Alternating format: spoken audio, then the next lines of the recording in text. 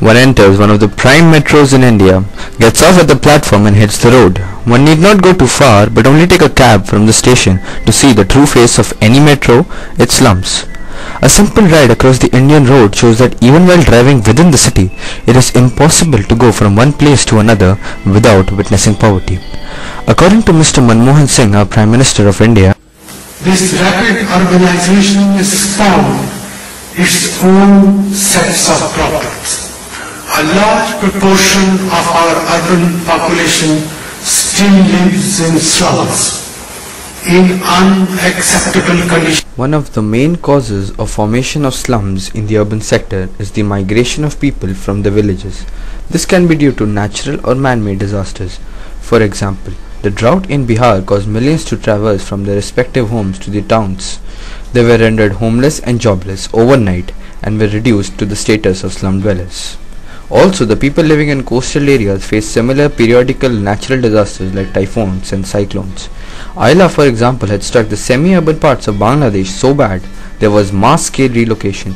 People left their homes and shifted with their families to higher and drier lands as farms and whole towns in coastal areas were drowned.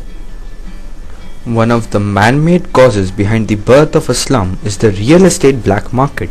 The following scenes show people who belong to the lower or the central middle class category of Mumbai who were promised a flat or even a plot in these areas of Maharashtra.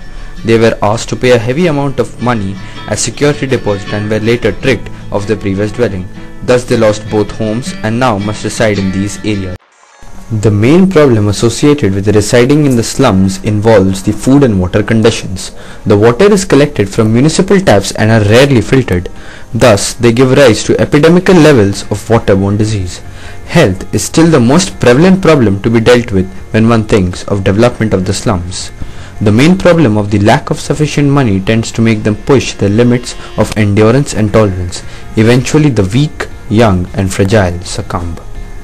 The people who fall sick are not truly even aware of their medical condition. Thus, they approach superstitious methods and try other rites and rituals to deal with life-taking diseases. Severe lack of money, resources and simple care leads to them breaking down at a deeper level. The careless attitude of the government doesn't do much to help them out. Thus, at a much worse stage, when concerned officials and philanthropists reach to them to help out, it is usually too late. Every slum is the breeding point for a huge number of criminals and outlaws. The slums are ideal locations for screened crimes like theft, robbery and murder. The boys work in gangs that move about in the locality with crude but violent weapons. However, one must remember that their violent paths are usually met by an equally violent death. The boy in the video was rescued by a priest.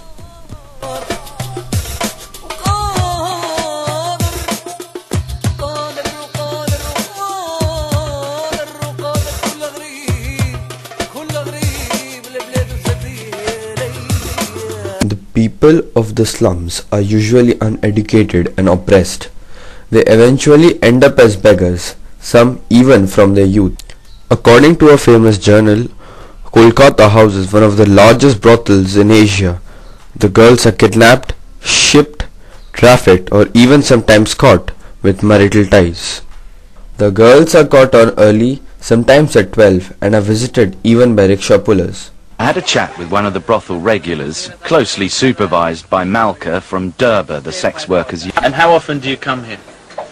কতবার এখানে আসেন? সপ্তাহে 3 বার।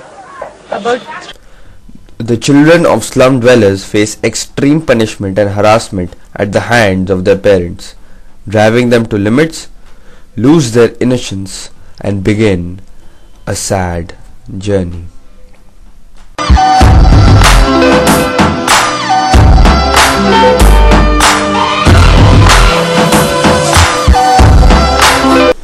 In general, slum dwellers have no real source of income or strong livelihood and end up being rag pickers and waste collectors, working in filthy and often hazardous conditions. However, as is the case with man, the skilled still find odd job works in the cottage industries of the slum ranging from petty industry work to pottery, leather tanning and collecting plastics. The workers work on a daily wage basis, earning to as low as rupees 20 a day after working 12 straight hours, of which some must be given to the local goons. However, it cannot be said that all hope is lost. There are still those who want to help the people in the slums. There are a various number of NGOs and general philanthropists who are quite actively involved in charity and slum development. The hospital and healthcare scenario has also considerably brightened after the involvement of private humanitarian companies in assisting the government clean up its own mess. As always, there shall be a rise of crime for every bad deed of the government, but there shall be a balanced upsurge of nationalist security from within. Thus we may see that there is still hope in us. There is still ways for them to live, for them to survive, for them to win in life. So let us pledge and help them break that final barrier, that barrier which prevents us to help them, the barrier of prejudice. आजा आजा जिंद शामी आने के तले, आजा जरी वाले नीले आसमाने के तले। जय हो, जय हो। आजा आजा जिंद शामी आने के तले, आजा जरी वाले नीले आसमाने के तले।